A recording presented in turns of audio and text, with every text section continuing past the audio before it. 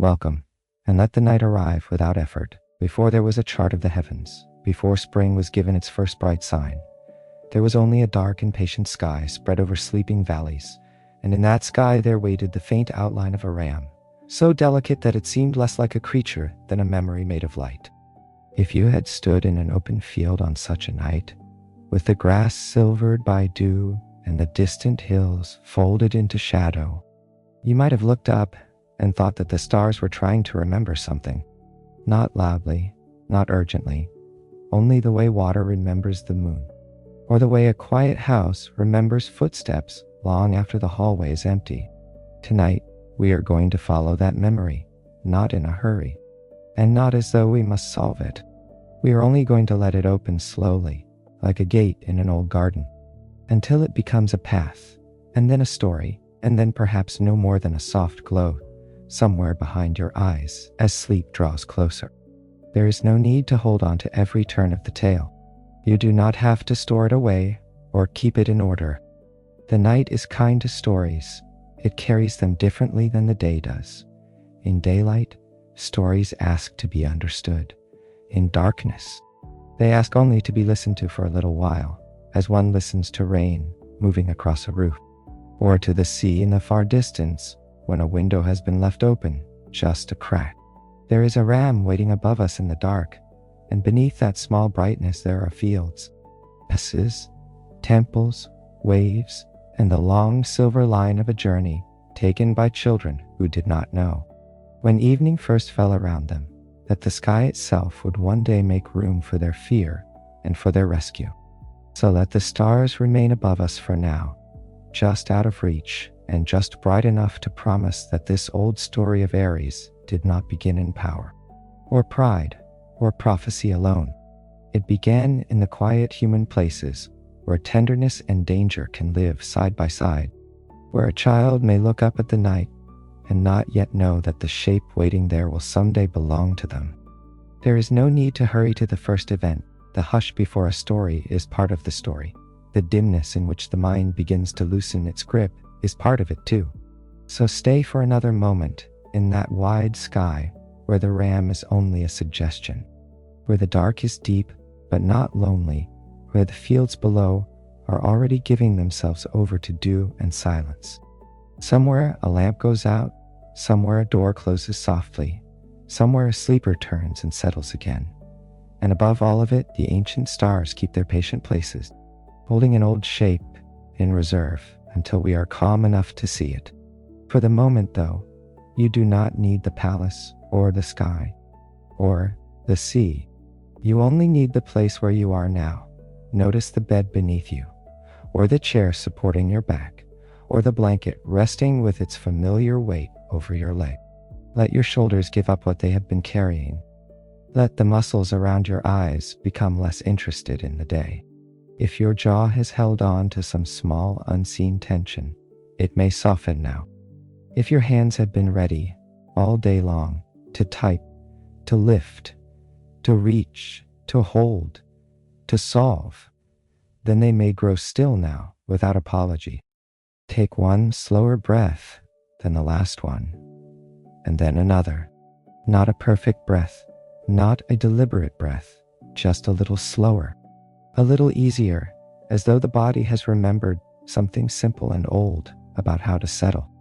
You do not have to force sleep, and you do not have to chase calm. You are already on the gentlest part of the path. The voice can walk beside you for a while. The story can walk beside you too, and if, at any point, the words begin to blur at the edges, that is welcome.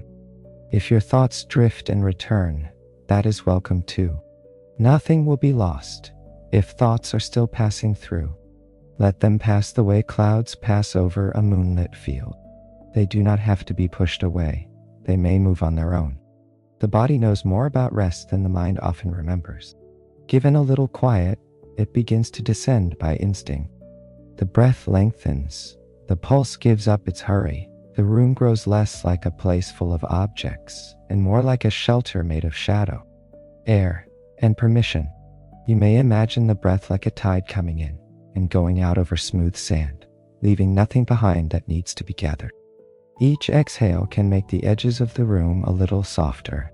Each inhale can make the body feel a little less like a thing doing work, and a little more like a quiet shore receiving night. There is nothing left to prove tonight. No final message to answer. No hidden task still waiting in the corner of the room. No unfinished decision that must be made before rest is allowed. The day has said what it needed to say. Whatever remains can wait on the far side of sleep, where morning will meet it in its own time. So you may listen closely, or only half listen. You may follow each image, or let them pass lightly by. You may remain awake for the whole story, or drift away in the middle of a sentence, and hear only its soft rhythm carrying on without you. This is not a story that asks effort from you. It asks only a little openness, and even that may grow smaller as the minutes pass. And because this is the hour when even difficult things can be held more gently, what comes tonight will come wrapped in distance. Sorrow will arrive softened. Wonder will arrive without glare. The old dangers in the tale will belong to another place, another age, beneath another sky. You are safe where you are. The room is here. The night is here. The breath is here. And from that quiet safety, the story may begin. Even your attention may rest tonight. It does not need to stand at attention over the story, gathering each detail like a task. It may recline. It may drift. It may close its eyes before the tale is done. That, too, is a way of listening. And sometimes it is the best way. The room does not require performance from you, and neither does the story. You are allowed to be unfinished here. You are allowed to let thought dissolve into sound, and sound dissolve into drowsiness, until even listening becomes only another restful way of lying still in the dark. The night has room for partial attention, for wandering thought, for the soft blankness that comes before dreams. Nothing here will be ruined by your drifting. Imagine, then, a kingdom placed between soft green hills and broad fields that changed color with the seasons. In spring, the edges of the roads were lined with fresh growth. In summer, the grain bent golden beneath warm wind. In autumn, the orchards breathed out sweetness into the cooling air. And in winter, the low stone walls held pale frost until the sun climbed high enough to loosen it. It was not a kingdom of noise and glitter alone. It had courtyards where doves crossed the morning light, gardens where water moved in narrow channels, and long hallways where the last ember glow of evening lingered on polished floors after the servants had passed. At the center of this kingdom stood a royal house, and within that house there had once been a gentleness that people still spoke of even after it had begun to thin and fade. The king was a man, not without kindness, but he was the sort of man in whom kindness and uncertainty lived too close together. His heart could be moved, but because it could be moved, it could also be swayed. He loved peace, and therefore he often listened too long to the loudest promise of peace placed before him. In earlier years, the household had felt more whole. The children of the house, a brother and a sister, passed through its rooms like two small lights. The boy was called Phrixus, and there was in him a serious brightness, as though he looked at the world not with fear, but with the beginning of thought. His sister Helle was lighter of spirit, quick to laughter, quick to questions, and quick as well to turn an ordinary corridor into a secret road if only she was allowed to wander through it with him. They had their own small rituals of childhood, touching each carved pillar in the west gallery as they ran past, counting swallows at dusk from the upper terrace, whispering imagined names for unfamiliar stars before sleep. Those who watched them might have believed that such a childhood would continue, untouched.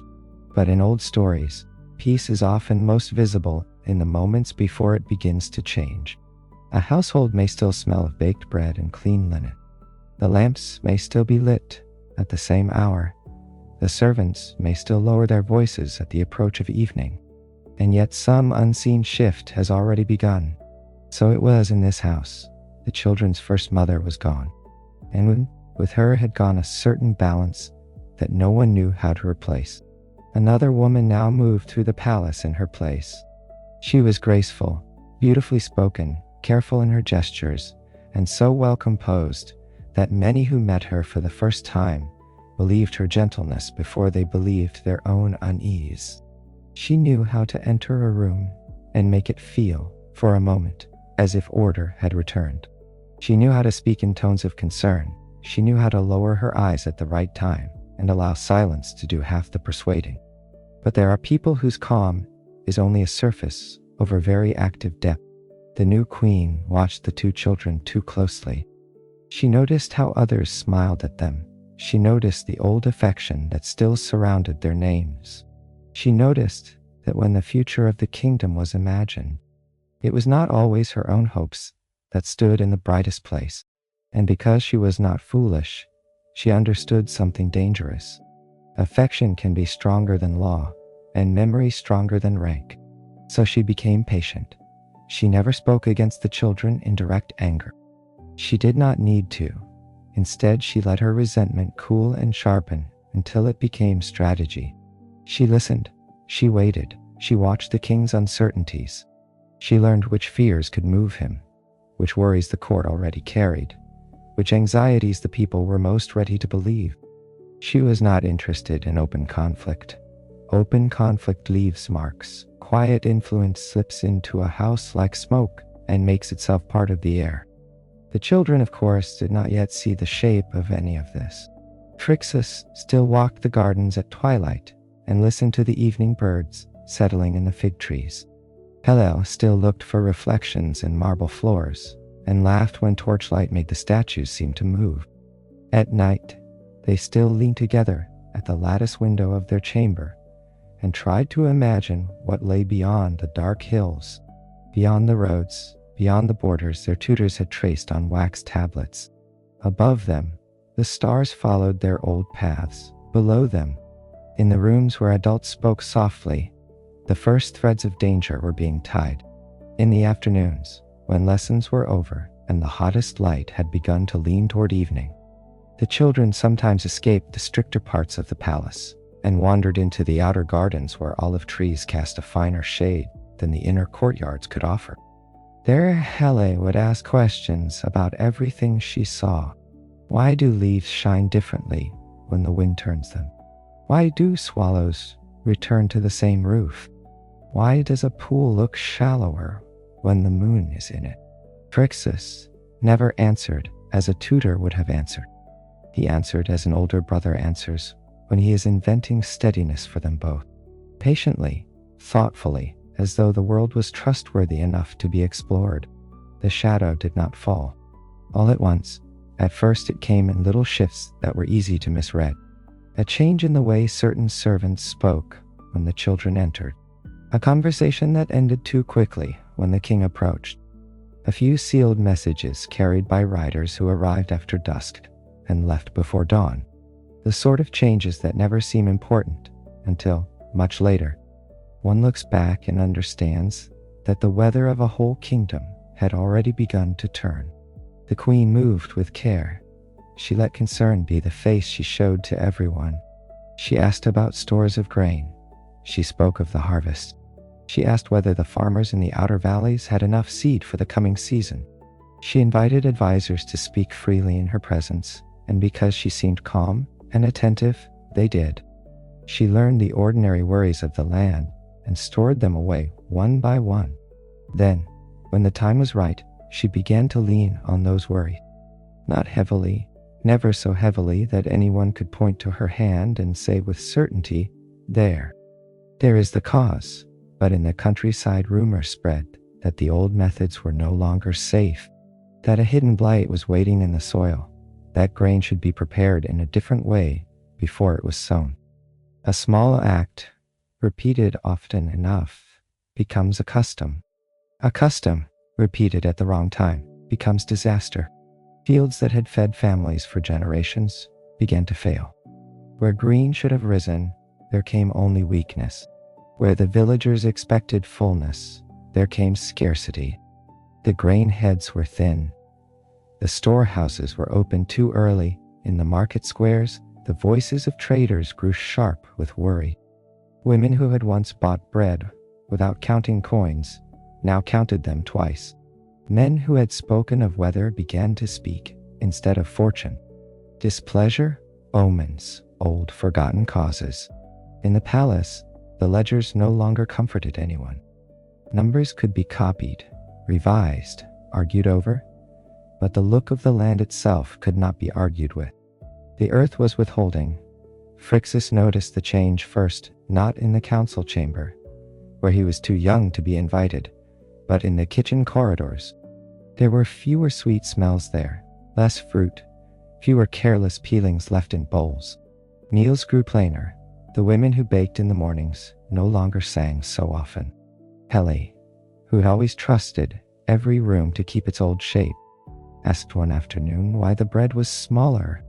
No one answered her quickly enough, and the silence itself told her that something had become different. When fear enters a kingdom, it seeks a language, it wants causes, it wants names. It wants to believe that if only one thing can be blamed, then the world may be put right again by removing it. The queen understood this too. She let that hunger grow. She did not rush to satisfy it. She allowed anxiety to ripen until people were ready to believe almost any explanation that would return the world to order. The king grew paler with every report.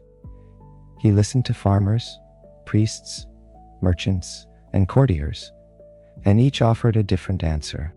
Pray more, punish theft, open the state granaries, send to neighboring lands, search for impurity in the rituals, seek out a forgotten debt owed to the gods. The king wanted to save his people and did not know which voice to trust. That helplessness, more than cruelty, made him dangerous. A cruel man may be resisted plainly. A wavering man can be led into terrible things while still believing he is trying to do good. At last, because old kingdoms always turn toward mystery when practical remedies fail them, messengers were sent to seek divine guidance. The roads lengthened before them. They crossed streams made narrow by heat, climbed dusty ridges, and entered a place where questions were brought in one form and returned in another. Oracles do not speak like neighbors. They speak the way wind moves through cedar trees, leaving more than one meaning behind. And that is why they are so easy to bend when someone stands nearby, hoping for a certain answer. What returned to the palace was not comfort. A life, it was said, must be offered. The land would not soften. The famine would not lift. The turning season would not turn, not until the royal house surrendered what had become, in the language of priests and fear, the necessary cost. The name carried back with the message was the name of the boy. Phrixus. The queen did not smile when she heard it. She did something far more convincing. She covered her face. She spoke in tones of shock. She allowed witnesses to see what looked like grief. The king, already crushed by responsibility, found in her apparent sorrow a reason to believe the message must be true. Had she shown relief, he might have doubted. Because she showed pain, he doubted himself instead. Phrixus was told only part of what had been decided. Children are often given the outline of danger before they are given its edge. He understood that the kingdom was in trouble. He understood that priests were speaking of necessity and duty and the will of heaven. He understood that adults had begun to look at him with a gentleness too deliberate to be natural. Helle understood even less, but children know more from atmosphere than from words. She felt the palace pulling inward around itself. She felt fear pass from room to room like cold. There were nights then when Phrixus could not sleep, though he pretended to. He lay listening to the changing sounds of the palace after midnight. The late footsteps of guards, the cough of an old servant beyond the wall, the wind worrying at the shutters, Helle turning over in her bed and settling again. Sometimes she whispered into the dark to ask if he was awake. Sometimes he answered. Sometimes he only reached through the space between them until his hand found hers. That small act was enough. It did not explain anything. It did not defend them. It did not alter what grown people had begun to arrange. But it made a narrow shelter of the night. As the appointed day drew near, the city changed. More incense smoke rose from the temples. Offerings appeared at crossroads. Conversations dropped when royal attendants passed. The people were hungry enough to cling even to the worst hope, if it came dressed as certainty. No one wished for the boy's death in simple cruelty. That would have been easier to bear. What made the moment darker was that many who pitied him still wanted the promise attached to his loss. Such is the shape of fear when it is shared widely enough. It makes ordinary hearts capable of standing too near horror and calling it duty. The morning before the rite, the air was strangely clear. From the high terrace, one could see the far fields where dry stalks stood stiff in the wind like faded gold. Hele stood beside her brother and asked whether things would be better soon. Trixus, who had begun to understand more than anyone wanted him to understand, looked out over the land and wished with all the helplessness of childhood that goodness alone could rearrange the world. He wanted to say yes. He wanted to speak with the calm certainty adults borrow when they do not know. But the truth in him was too plain, so he said only that he would stay with her as long as he could, and that when evening came, they should look for the first star together, the way they always had. That promise, simple and nearly broken before it was made, moved through the rest of the day like a hidden thread. By sunset, the temple court was lit with flame. Priests in pale robes moved through the smoke. Bowls of oil gleamed. Metal caught the firelight and flashed, then dimmed again. The gathered crowd did not speak above murmurs. Even those who believed the rite necessary felt the solemnity of a line about to be crossed.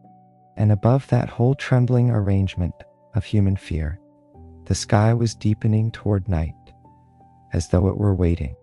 On the evening before the rite, sleep did not come easily to the palace. Lamps burned later than usual behind carved screens. Servants moved quietly, carrying basins, cloths, and bundles of incense. Somewhere in the lower halls, a priest rehearsed a prayer under his breath, until the words lost meaning and became sound. Trixus sat wakeful beside the narrow window and watched darkness gather over the city. Hele, though tired, would not lie down until he promised again that he would not let go of her hand if they were made to stand together before the altar. He gave the promise because he loved her, though he knew that love cannot command what dawn will bring. Even so, a promise spoken in darkness can become a kind of lantern. There are moments in old tales when the world seems to hold its breath, and this was one of them.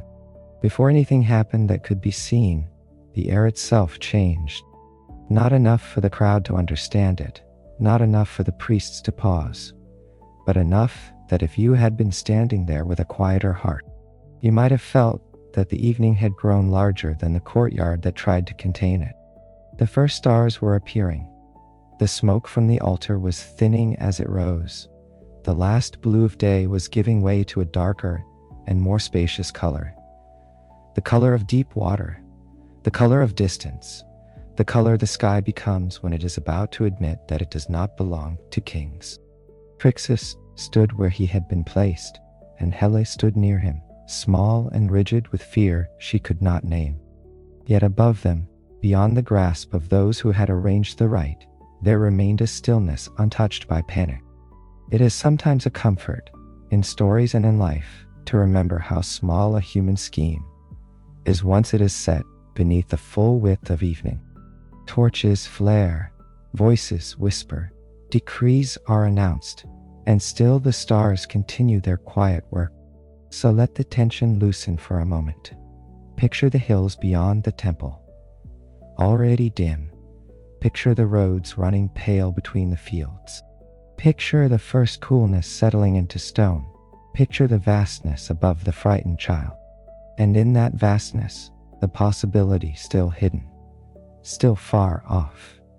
that no decree spoken by men can ever be the final voice in a world watched by heaven. The children are not alone, though no rescuer yet stands beside them. The night sees them, the sky has room for them, and something bright has already begun to move. Perhaps that is one of the deep comforts hidden inside this old myth. The reminder that fear always feels larger when measured by torchlight and human whispering, and smaller when placed beneath the stars. Not because danger is unreal, danger is real enough, but because there is a wideness beyond it, a perspective, a mercy not yet visible that may already be on its way. So while the courtyard waits, let your own breathing remain slow. Let the stone, the smoke, the gathering night all widen into something calmer. Let the very pause before rescue become restful, as if the sky were drawing one deep breath before answering. And if you have ever felt, in your own life, that events were closing in too tightly, the choices made by others had narrowed the room around you, keep company for a moment with the children beneath this sky. Their fear is real, yet it is not the whole truth. Above all that human certainty, space remains, breath remains, a different answer remains possible. Even now, before the answer is visible, the scene has begun to belong less to the altar and more to the heavens above it. Then the bright thing came. At first, it seemed only that the darkness overhead had been touched by a different kind of light. Not firelight, not moonlight, not the thin, uncertain gleam of polished bronze, but something warmer and more alive, as if a seam in the sky had opened and poured through a glow too golden to belong to earth. Heads lifted, the priests faltered, the crowd drew breath all at once and held it. The clouds above the temple did not break apart violently. They parted the way curtains might part before a room already full of radiance. Out of that widening brilliance descended a ram, unlike any creature that had ever moved across mortal pasture. Its fleece was not merely gold in color, it seemed woven from light itself, each curl of it carrying the warmth of sunrise and the softness of wool made sacred. Great wings, pale and strong at once, unfolded from its sides and beat against the darkening air with a sound deeper than thunder and gentler than wind through pine. The scent that came with it was not smoke, though the temple was full of smoke. It was the scent after rain in dry country, the clean sweetness of distant meadows, the strange brightness that belongs to places the gods have touched. The animal landed not with the force of a beast charging into the world, but with the certainty of something that had always known where it was meant to arrive. No one moved. The nearest flames bent away from it, as if even fire recognized a greater fire before it. The metal bowls on the altar trembled. The hems of the priest's robes stirred in the wash of warm air from its wings. Some of those gathered fell to their knees. Others covered their faces. Others stared, unable to understand whether they were seeing salvation, judgment, or both at once. Phrixus felt fear first, because fear was already in him and would not leave in a single instant. But beneath the fear there came another sensation, swift and astonishing: recognition. Not that he had seen such a creature before, but that his spirit understood immediately that this light had not come to harm him. Hele, still clutching at his sleeve, looked up at the ram with tear-bright eyes, and the terror in her face eased by the smallest degree. The warmth from its body reached them before any hand did. It passed over their skin like morning sun after a cold night. Then, without any human voice commanding it, the ram lowered itself. The gesture was so simple that it felt almost intimate. It bent its front legs. It brought the shining curve of its shoulder close enough for two frightened children to climb. The invitation needed no translation. It was mercy in the shape of room being made. What followed seemed to happen both very quickly and beyond time. One heartbeat, there were priests. Smoke, stone, decree. The next, there were children moving toward a brightness they had no words for. Phrixus helped Hellel first. He placed his hands at her waist and lifted her up into the thick, warm fleece. She grasped it instinctively, her fingers disappearing into light. Then he climbed after her, and as soon as his own hands closed around that golden wool, he knew with a certainty beyond thought that it would hold. The king cried out then, though whether in grief, regret, or awakening, it was impossible to tell. The queen's composure broke for the first time, but not into honesty. It broke into anger. The priests raised their arms, some in prayer, some in protest, yet no protest spoken by mortal mouths could alter what heaven had already answered. The ram rose. Its first leap carried it above the altar. Its second beat of wings carried it above the temple walls. By the third, the whole city lay beneath them, torches shrinking, rooftops flattening, the palace becoming a pattern of dim courtyards and pale stone. Helle made a sound between a sob and a laugh. Phrixus did not speak at all. Speech belonged to the ground. Up here, there was only height, wind, and the astonishing fact of being carried away from death by something warm enough to feel alive and ancient at once. Below them, the kingdom spread out in darkening bands. Harvested fields, black groves, winding roads, the faint thread of a river catching the last light. Above them, the first true stars were beginning to strengthen. The ram's fleece shone brighter than either earth or sky, making a small moving dawn in the middle of night. The children pressed close against it, not from fear alone now, but from wonder and from the deep animal relief of bodies leaving behind a place of threat. Soon the air grew cooler, yet the fleece beneath them remained warm, almost impossibly warm, as though the creature carried its own season with it. Phrixus could feel the rise and fall of powerful breath under his hands. He could feel Helle leaning into him, one arm hooked around his own. Whenever she trembled, the ram seemed to steady itself further, as if it sensed the measure of their fear and meant to soothe it by the very rhythm of its flight. The city fell away, the fields opened, then even the land itself began to thin beneath them. And beyond its last dark edge, there appeared an expanse so wide and silvered that for a moment it looked like another sky laid beneath the first. The sea. The ram did not hesitate. It passed over the shore and out above the moonlit water, carrying with it the children, the promise of rescue, and the silence that follows when a terrible certainty has been replaced by a mercy too large to fully understand. For a while neither child looked back. The children's ascent did not feel like being seized. It felt like being released, once they had passed above the temple and the first astonishment of height settled into their bones. The world rearranged itself around them in a new and beautiful order. The hard lines of walls and stairways softened.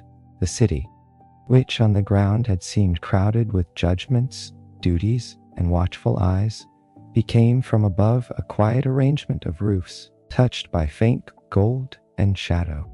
Streets turned into ribbons, courtyards into dark squares, fires into small amber points. It was impossible, from that high calm, to believe entirely in the authority of the fears that had ruled below. Phrixus looked once toward the palace and felt, along with shock, the strange beginning of distance. Places that have frightened us often seem invincible when we stand inside them.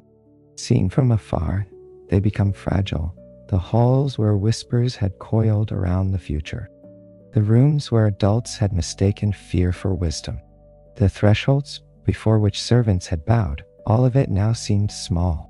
And shrinking still, he did not rejoice in that smallness.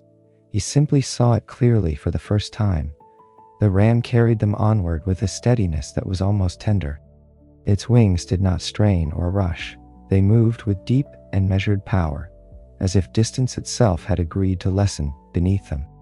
Phrixus, still holding Helle close, began to notice details that wonder had hidden at first. The fleece was brighter near the shoulders, where it caught the open sky, and softer in shadowed folds along the creature's back. Each strand seemed to contain a warmer light at its center. When the ram breathed, the glow stirred faintly, as if dawn were living under the wool. Helle buried both hands in it and gave a small sound of amazement. She said it felt like sunlight that had learned how to become soft. Below them, the last edges of farmland gave way to rougher country, and then to the coast. Cliffs lifted pale from the dark waves struck and withdrew in long white seams. The sea, from that height, did not look cold. It looked ancient and patient, ready to mirror whatever traveled above it. The ram crossed the shore without faltering, and the children felt, more strongly than before, that they had entered a region where ordinary borders no longer held. The kingdom's reach had ended. The priest's decree had ended. The frightened logic of sacrifice had ended. Ahead lay only open distance. Helle asked, after a long silence, whether the ram had a name. Phrixus did not know. Yet he found himself whispering thanks into the fleece all the same, as if gratitude might travel through touch. The creature answered not in words, but in a slight turn of its head, enough for one luminous eye to regard them both. There was immense gentleness in that glance, not softness without strength, but strength so secure that gentleness came naturally to it. Far beneath, the sea widened and deepened in color. The moon climbed higher, trails of silver widened where the light struck open water. The children's breathing, at first irregular with fear and astonishment, began to settle into the rhythm the ram set for them. Wing beat, breath, wing beat, breath. In time the body trusts what moves steadily beneath it. In time even a miracle can become a cradle, and perhaps that is the richest treasure in this part of the tale for a listener at night. Not only that rescue arrived, but that rescue did not come as a sharp interruption alone. It became a passage, a long carrying, a season of being held above danger rather than merely snatched from it. There is deep comfort in that image, not only escape, but shelter in motion, not only survival, but warmth sustained over distance. So the ram flew on, turning the dark sky into a road, and the road into something gentler than the children had ever imagined possible. For a little while longer, let the miracle stay in its purest form. Two children, one radiant creature, a night sky turned unexpectedly into refuge. No explanation needs to rush in. Wonder itself can be enough to hold them. They were no longer surrounded by threat, but by altitude, light, and the first astonished calm that follows deliverance. Out above the sea, the journey changed its rhythm. The urgency of escape faded into the steadier motion of travel. Wing beat after wing beat, the ram moved through the night with such calm assurance that even fear could not keep its sharpness for long. The water below them was dark, but not empty. Moonlight laid slow paths across it. Long silver ripples opened and closed. Sometimes the surface looked smooth as drawn metal. Sometimes it wrinkled under the brush of wind and resembled fields again. Only fields made of shadow and light. Helle rested her cheek against the ram's shining back. The fleece beneath her was softer than any wool she had ever known in the palace. Softer than woven blankets warmed by hearths. Softer than the best linens laid out for festival days. It seemed to hold not only warmth, but comfort itself. Phrixus, still awake with wonder, watched the stars above and their reflections below until he no longer knew where the sky ended. The sea gave back every brightness in a gentler form. It was as though the world had become two quiet heavens, with the golden ram traveling between them. There were sounds too, though soft ones. The deep rhythm of the wings, the occasional hush of air moving around them, the whisper of waves far below meeting and parting in patient succession. Once or twice sleek shapes rose from the water and vanished again, silver in the moonlight for the briefest instant. Whether fish or dolphins or some other creatures of the night sea, the children could not tell. They seemed less like animals than acknowledgments, as if the waters themselves were aware that something sacred was passing overhead. Little by little, Helle's grip loosened from terror into trust. She pointed once to a star low on the horizon and asked where they were going. Phrixus answered honestly, that he did not know. Yet, unlike the not knowing on the temple steps, this uncertainty did not feel cruel. It felt open. There is a kind of not knowing that is a prison, and another kind that is a road. This was the second kind.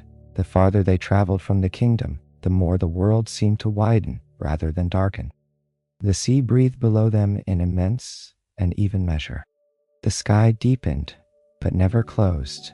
The ram's body remained a center of warmth, a little moving sanctuary between the chill of the upper air and the fathomless waters beneath. And because the danger on the ground was now far behind, another feeling slowly entered the children's tired bodies, almost shyly at first. Freedom.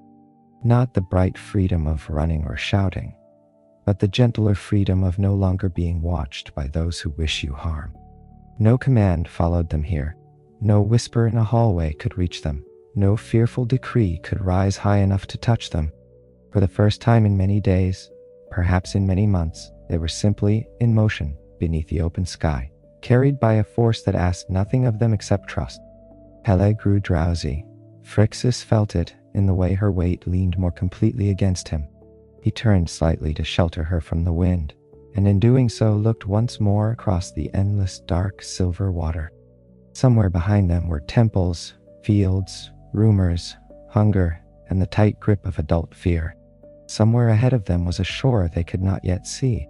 But here, in the long suspended middle, there was only the sea keeping its old rhythm, and the ram bearing them on through a silence vast enough to soften everything. Even the stars seemed slower here, even memory seemed gentler, but old stories do not move in a straight line for long. Even mercy, once granted, may travel beside sorrow. The first sign was small enough to be mistaken for nothing. A subtle tightening in the air, a shift in the wind from one side to the other, the kind of change that birds notice long before people do. The ram noticed. Its wings adjusted, its body angled slightly. The fleece rippled beneath the children's hands, and Phrixus, who had begun at last to relax, lifted his head and looked into the dark ahead. There was no storm in any ordinary sense, no wall of black cloud, no fork of lightning, no roar of sudden rain. The night remained clear, the moon remained visible, the stars still watched from their distant stations. And yet the air had become unpredictable, as though invisible currents were crossing beneath them, as though fate itself had entered the journey not in violence, but in a quiet and difficult turn. Hele had drifted near sleep. When she stirred, it was not because she was afraid, but because the movement of the ram changed just enough to wake her. She lifted one hand from the fleece and brushed a strand of hair from her face. A very small thing, a movement no greater than a blink of time, yet the world which can hinge on such small things opened beneath it. A current of wind curled upward around them. Phrixus turned at once, reaching for her, but what followed seemed to stretch far beyond ordinary time. Hela's fingers slid from the fleece not with panic, but with surprise. Her eyes met his. For a single instant, neither child seemed to understand what was happening. The ram tilted, trying to steady itself. Phrixus lunged. His hand caught only light and air. Then Hele was no longer on the ram's back. If this had been a harsher story, she would have fallen with terror. If this had been told in the language of shock, the night itself would have split around her. But the old tenderness of the heavens was not absent now. It moved with her. She did not plunge like something thrown away. She seemed to drift, turning slowly through the silver air, as though the sky were reluctant to let her go. The moonlight found her hair. The wind gathered around her. The sea below, far from opening, as an abyss, rose to meet her in a soft and shining breath. Phrixus cried out her name, and the sound was carried backward by the wind until even he could barely hear it. It was perhaps the most helpless moment of his life, that reaching from safety toward someone already slipping beyond reach. The ram circled once, fighting the currents, but some destinies in myth are not prevented by power. They are only transformed by grace. Downward Hele drifted, lighter than grief, brighter than fear. The stars above her seemed to follow, the water beneath her silvered into something almost unreal. A vast mirrored field where moon and sky had laid themselves gently side by side. When she touched the sea, it was not with the violence of breaking, but with the softness of entering another kind of embrace. The surface received her, waves spread outward in pale rings. The place where she vanished held the moonlight for a moment, as if unwilling to let the brightness close. Phrixus, still leaning dangerously from the ram's back, watched through tears that blurred sea and sky into one trembling expanse. Yet, even in that grief, he sensed something strange and impossible. She had not been swallowed by darkness.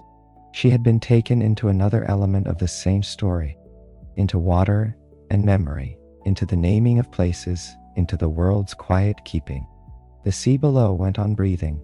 A wind passed over it, soft enough now that it might have been a hand smoothing linen. The ram gave a cry, unlike any earthly animal's cry, deep with sorrow. And for a while, it hovered as though it too wished to undo what had happened. But no path opened back, no ladder of light descended. The shape of the journey had changed forever. Phrixus bowed his head against the fleece. There are losses that tear, there are losses that numb, and then there are losses that become immediately unreal. Not because they are small, but because the heart cannot yet believe the world has altered so completely. In that unrealness he remained for a time, unable to think, able only to feel the warmth of the fleece beneath his cheek, and the cold tears drying too quickly in the high wind. At length, he looked down again. The sea was empty in the ordinary way, yet not empty at all. Moonlight moved over it with a tenderness that seemed almost personal. The waves kept their long, patient rhythm, somewhere below, in depths he could not imagine, in waters that would remember her name for ages to come. Helle had become part of the vastness she entered, not lost to nothing, not erased, changed. And because stories for the night must sometimes carry sorrow without sharpness, let it be said gently, she did not leave the tale. She remained in it differently, in the hush of water, in the silver crossing between sky and sea, in the old names people would later give to that strait, in the ache that would stay with her brother and make the rest of his journey more tender than triumph could ever have made it. The ram turned at last. Its wings beat once, twice, then found their stronger rhythm again. It could not carry back what had been taken by destiny, but it could carry onward what remained. Phrixus, shaking and silent, held fast. The sea stretched beneath them as before, only now every shimmer of it seemed touched by memory. Somewhere behind them, Helle had passed from sight. Somewhere ahead, the story still waited to be completed. Between the two, the night carried grief as softly as it could. For a while after Helle vanished from sight, Phrixus could not make the world hold its shape. Sea and sky traded places in his vision. The moon doubled, then blurred. The ram's golden fleece, which moments before had seemed like the very substance of safety, now felt beneath his hands like the only solid thing left in creation.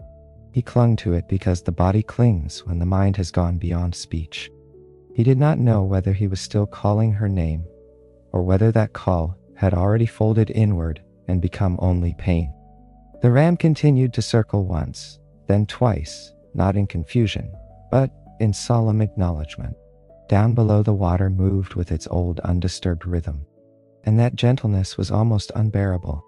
Human grief often expects the world to shatter in sympathy. Yet the sea kept breathing, the stars kept shining, the wind kept moving, and in that very continuity there was a strange mercy too, though it could not be felt fully in the first moment. The world had not become crueler. It had remained vast enough to hold what had happened without turning away from it. At last, the ram straightened its course, not because Helle had ceased to matter, but because the story itself, like life, can honor what is lost only by continuing. Phrixus lay low against the fleece and let himself be carried. He had no strength left for bravery of the ordinary kind. He had only the smaller, deeper bravery of staying inside the journey when the heart would rather stop time entirely. As the minutes lengthened, grief changed texture. At first it had been all sharpness and disbelief. Then it became heaviness. Then, more unexpectedly, it became memory already forming. Hele laughing in the gallery. Hele tapping each carved pillar as she ran. Hele squinting up at stars she could never name correctly on the first try. Hele asking whether clouds slept when night came. Those images arrived one by one, not to torment him, but because the mind, faced with sudden absence, reaches backward for all the living detail it can save. Below them, the strait where she had entered the sea glimmered on. In time, people would attach her name to that narrow water and make geography carry remembrance. Such acts are one way the old world practiced tenderness. It understood that a place can become a vessel for love. The crossing would not belong only to currents and rocks. It would belong also to a girl who passed into legend there, and to a brother who never crossed that water again without feeling the world divide into before and after. The ram seemed to understand something of mourning. Its flight lowered for a while, bringing them nearer to the silver skin of the sea, as though distance itself ought to soften. The wind lost some of its edge. The warmth of the fleece deepened. More than once Phrixus felt the creature adjust slightly beneath him to make his position surer, to keep him from slipping where Hele had slipped. Such care, offered by a being too radiant to be called merely animal and too gentle to be called only divine, became its own kind of language. No speech was needed, the warmth said. Hold on, the steady motion said. I have you, the open sky said. There is still a farther shore, and because this is a story meant for the hour when pain must not be sharpened, let the scene rest here for a while, in its own moonlit sorrow. Let the sea below remain wide and silver, not threatening but immense. Let the sister remain inside the story as motion, reflection, and remembered voice. Let the brother remain in tears without being asked to do anything else. There are times when the heart heals not by understanding, but by being carried through what it cannot understand. So the night continued, the ram continued, the waves below kept their endless low breathing, and slowly, very slowly, the unbearable began to widen into something survivable. After that, the journey became quieter. Not quieter because the world had less to say, but because grief changes how sound is heard. The wings of the ram still moved in steady measure. The sea still whispered below. The stars still burned with the same indifferent steadiness they had held from the beginning of time. Yet everything now seemed to come from farther away, as if Phrixus were listening from inside a chamber built of sorrow and wind. The ram did not hurry. There was mercy in that. It did not rush him toward consolation he was not ready to feel. It did not force the journey into triumph simply because rescue had been granted. Instead, it bore him onward at a pace almost gentle enough to resemble thought. When at last the shoreline appeared again, first as a deep band of shadow, then as pale cliffs catching moonlight, then as the suggestion of forests and rising ground beyond, the sight of land did not startle him. It came the way dawn comes after a sleepless night, not suddenly welcome, but quietly inevitable. Beneath them mountains lifted in dark folds, rivers shone like narrow threads, valleys opened and closed. The ram passed over all of it with the certainty of something guided from above. Phrixus kept one hand in the fleece and one hand pressed against his own chest, as if by doing so he might hold together the parts of himself that the sea had loosened. He did not yet understand where he was being carried.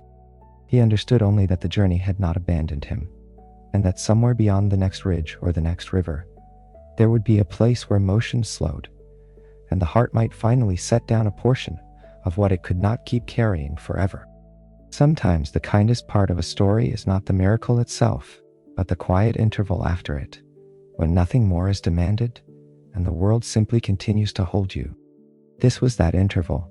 The land below was unknown, but it did not threaten.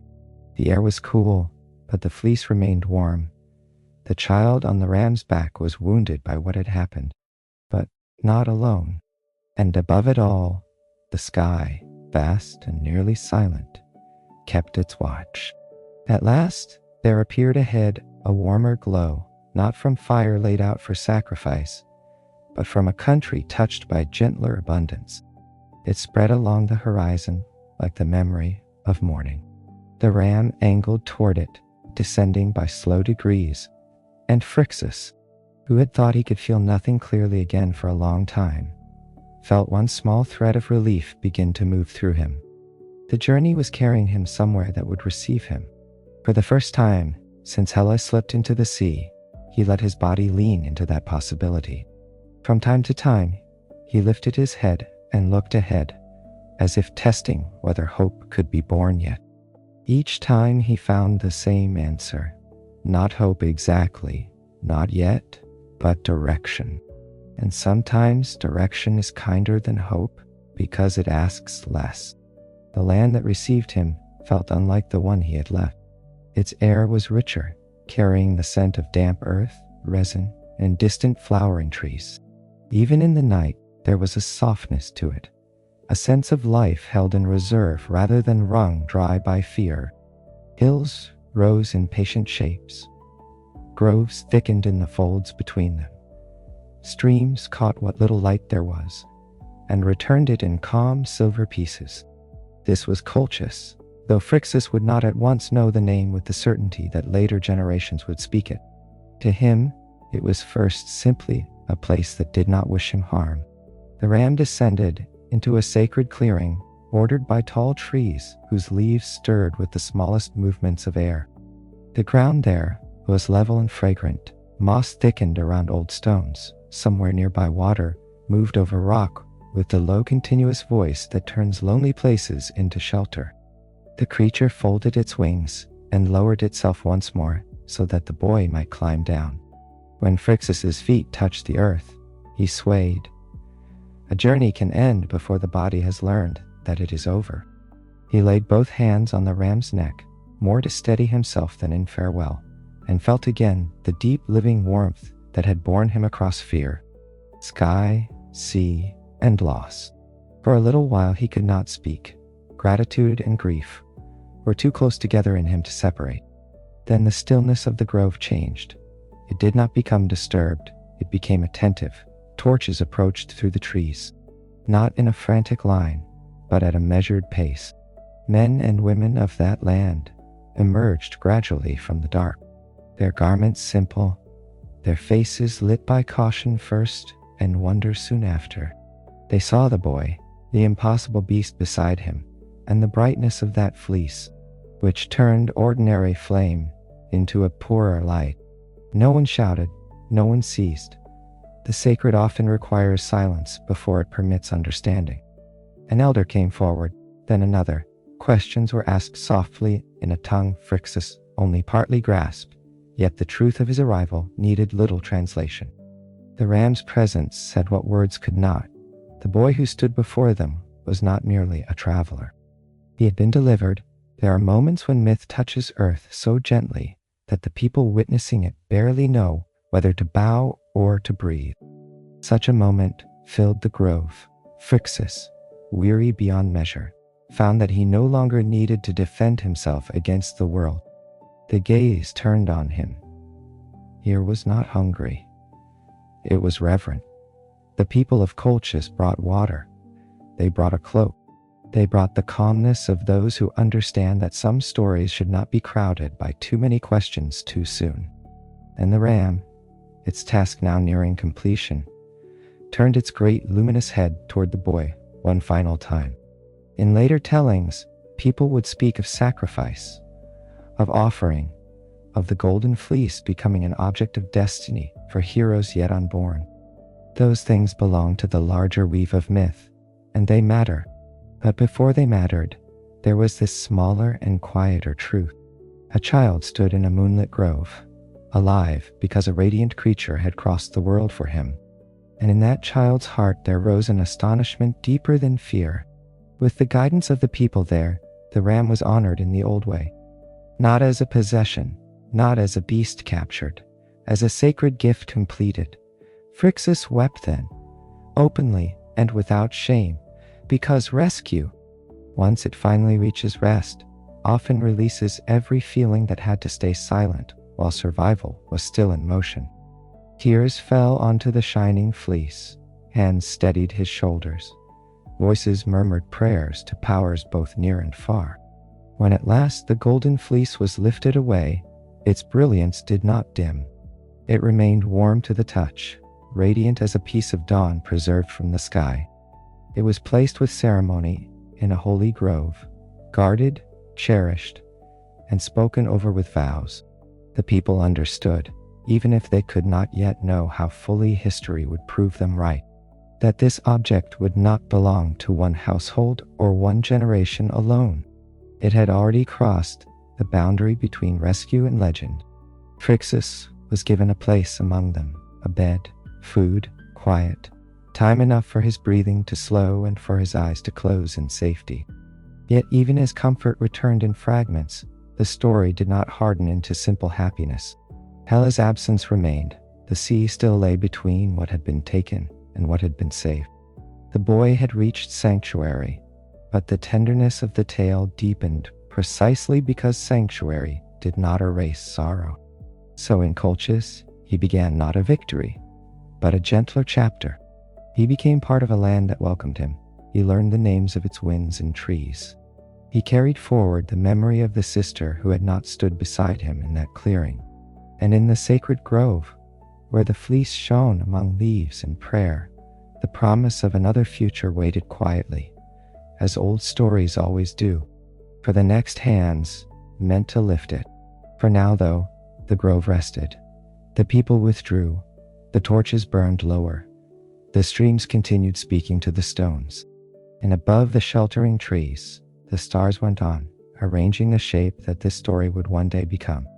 Days followed in Colchis, though in a bedtime telling they may pass like slow water rather than strict measure. Phrixus did not become cheerful at once. Sacred places are shelters, not erasers. He woke in the unfamiliar bed, and for the smallest instant forgot where he was, and then remembered the sea. He heard new birds in the morning, and missed the old sounds of home.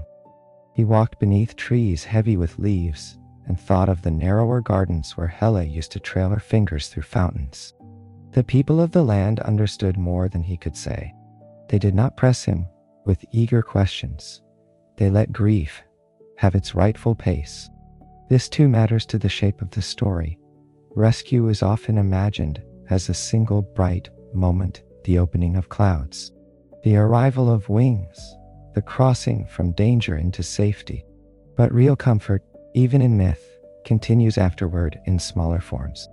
A cup of water brought without ceremony, a meal placed near enough to eat from when one is ready, a hand laid briefly on a shoulder, a room where no one enters without knocking, a grove where the wind through leaves sounds enough like distant waves to make sorrow feel accompanied rather than alone. Phrixus spent long hours near the sacred place where the fleece had been set. It hung among branches and guarded shadows, like a fragment of the sky itself caught in earthly form. In daylight, it gleamed softly, less as blaze than as stored radiance. By evening, it seemed almost to gather the last light into itself and hold it there after sunset. The guardians assigned to watch over it stood with reverence, but even they admitted that its brightness changed with unseen rhythms, as though some connection to the heavens remained unbroken. Standing near it, the boy began to feel something he had not expected to feel again so soon. Not joy, but steadiness. The fleece did not return what had been taken. It did not speak, yet its presence reassured him that the journey had been real, that mercy had not been a dream born of terror at the altar. The gods had seen, the sky had answered. The world contained cruelty. Yes, but it also contained interruption, grace, entering at the hour when cruelty seems most certain. In time he learned the names of those who had welcomed him, and they learned his. He sat with elders beside evening fires and listened to stories of rivers, forests, and distant coasts. He heard of the customs of Colchis, of the way certain trees were planted near springs, of the festivals held when the weather turned mild, of the old songs sung before sowing. New life did not replace the old, but it grew around the wound and made room for it. This is one of the gentler truths hidden in sleep stories, that the heart need not choose between remembrance and continuation. It may carry both. Some nights Phrixus stepped out from the house given to him and walked to the edge of the grove simply to look up. The stars above Colchis were the same stars that had shone over his first home, and yet from this different land they seemed rearranged by experience. One can spend years under the same heavens and see them anew after one terrible journey. He would stand there in the cool dark and think of Helle, not only with pain now, but with the beginning of blessing. The sea had taken her from his reach, but not from meaning, and always the fleece remained nearby, watched over, waiting. Future ages would weave from it another great adventure and send other heroes toward its light. But this story, our story for tonight, does not need to hurry there. It is enough to know that legend often begins in private gratitude before it becomes public quest. First a child survives, then a sacred object is cherished. Only much later do poets enlarge everything into triumph. In the quieter original pulse of the tale, the grove is enough. The safety is enough. The slow rebuilding of one life beneath unfamiliar stars is enough. So let Colchis remain for a while as a place of sheltering distance, where the rescued boy learns again how to sleep, how to eat, how to breathe without expecting footsteps of danger beyond every door, and how to let memory sit beside him without stealing every hour from the day. Time moves differently once a human sorrow has passed into the keeping of myth. What begins as one family's danger, one child's rescue, one sister's vanishing, does not remain small forever. The old world loved to place memory where it could not easily be lost. And so the story of the shining ram did not stay only in groves or shorelines or the hearts of those who had witnessed the miracle. It was lifted upward. It was given room in the heavens on clear nights when winter had begun to loosen and the world stood on the threshold of spring. People looked up and found a small but meaningful pattern of stars rising in the dark. They were not the brightest stars in all the sky. That was part of their beauty. They did not dominate, they endured. They shone with the modest steadiness of something that did not need spectacle in order to be remembered. And in them, the outline of the ram was seen.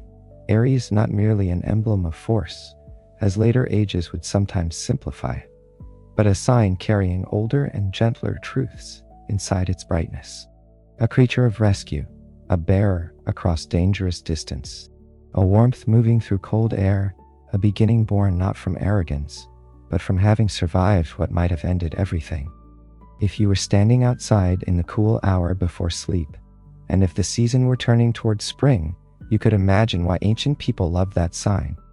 The earth at such times is full of waiting. Fields are not yet lush, but they are no longer dead. Branches are still bare, yet their bareness has become a kind of readiness.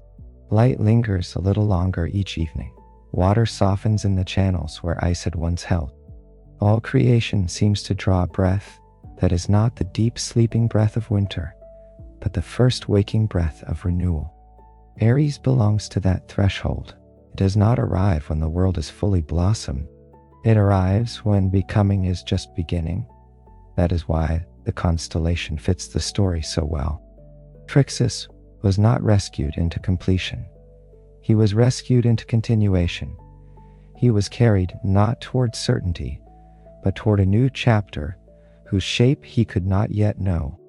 Helle was not erased. She became part of another border, another naming, another region of memory held between worlds. The ram itself did not remain an earthly beast.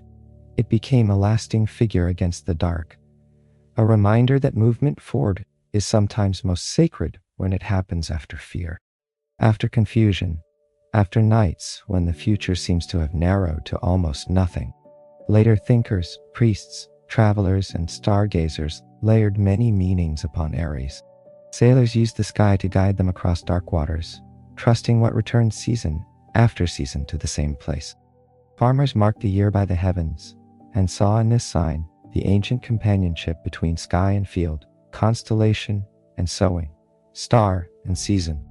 Storytellers pointed to the ram and spoke of courage, but not always the loud courage of battle. Sometimes the courage they meant was the quieter kind, the courage to go on after grief, to trust a road not yet visible, to accept the hand of rescue when it appears. And because human beings love to see themselves reflected in the stars, Aries became more than the memory of a divine creature. It became an image for a certain kind of soul, the first spark in a line of signs, the impulse to begin, the energy that rises before the path has been cleared, the instinct to move, to test, to venture, to answer life before certainty has finished its long, careful speech. Yet for a bedtime story, it is best to hold even these ideas gently. Let Aries mean not a list of traits, but a feeling. It is the feeling of cold air touched by the promise of warmth. It is the feeling of standing at the edge of some unknown chapter, while a hidden part of you already leans forward. It is the feeling of being carried for a while when you can no longer carry yourself. It is the feeling of the sky not as empty distance, but as a place where old acts of mercy leave traces. Look longer, and the constellation grows richer. 3 main stars catch the eye first, simple and clean in their arrangement, enough to suggest the horned shape if the imagination is willing. Ancient sky watchers in different lands found their own meanings there. Some saw a ram, others a laborer, others a sign tied to balance, to the turning year, to the crossing point, where dark and light meet in changing proportion. That too belongs beautifully to the story. Aries stands near a threshold. It watches a turning. It signals not a conclusion, but a shift. How restful it is when thought becomes too crowded, to remember that the sky has always been both map and poetry. People read in it practical things, direction, season, weathered expectation, and they also read in it what the heart required. Reassurance that no life is wholly unmarked, that bravery can be remembered, that loss may be held inside a pattern larger than itself. So imagine the ram there now, not blazing harshly, not demanding attention, simply present above the sleeping world. Below it fields breathe in darkness, rivers move through unseen valleys, towns lower their lights one by one.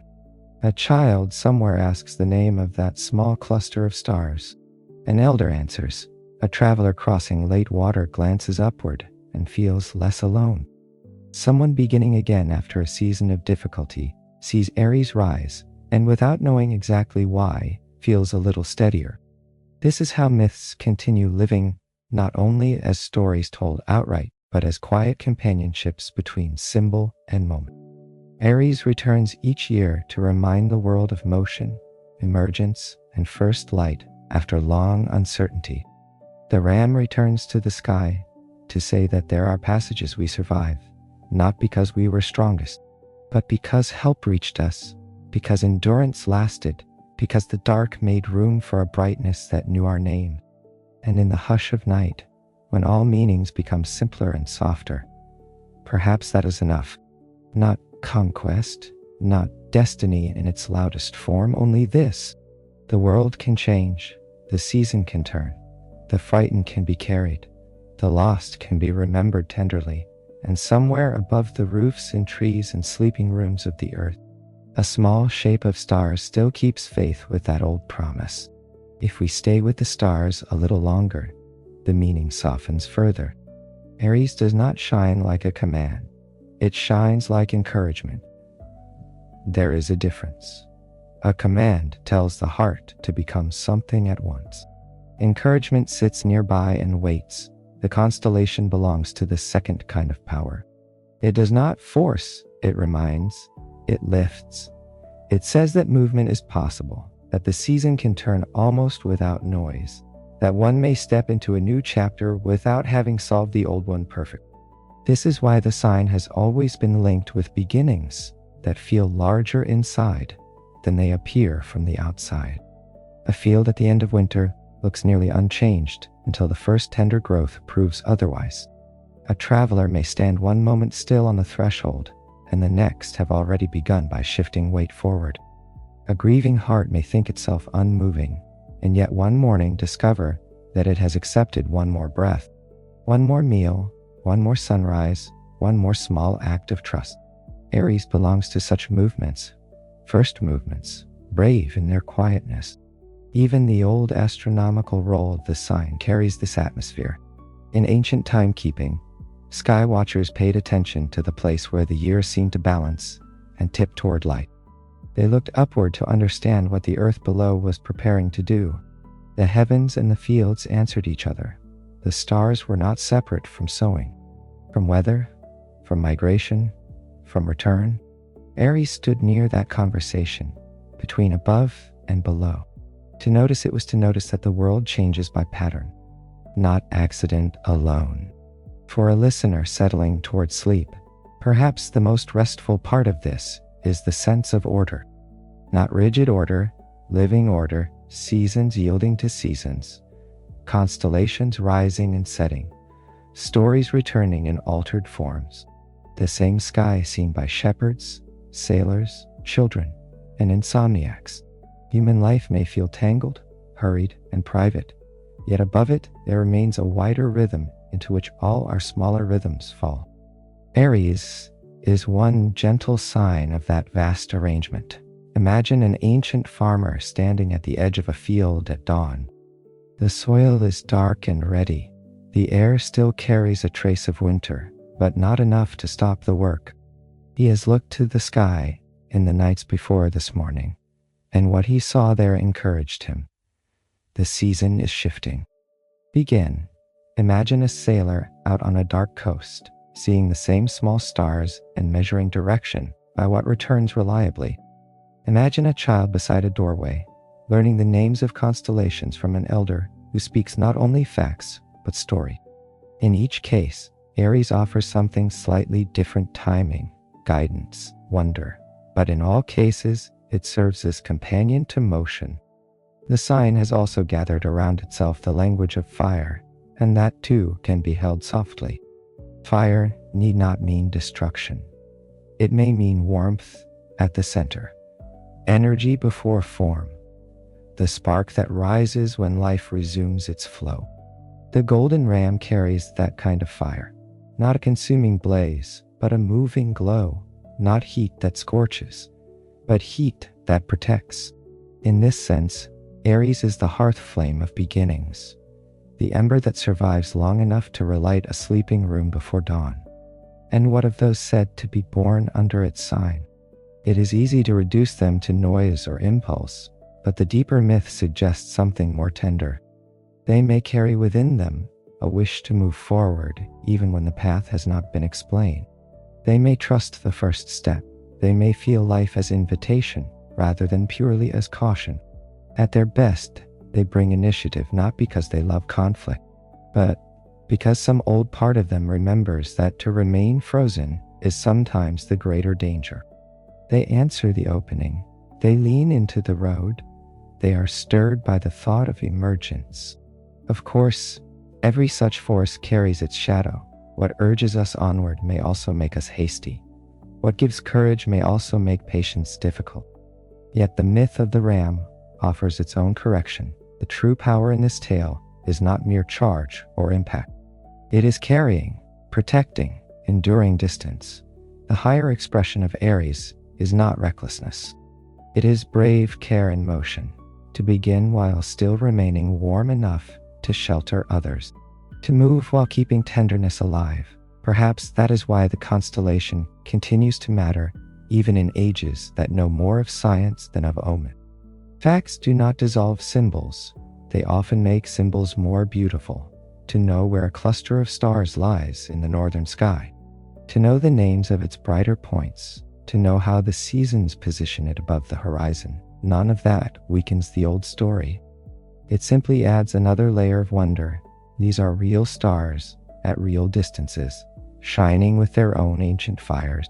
And still human beings have looked at them and found in their arrangement a memory of rescue.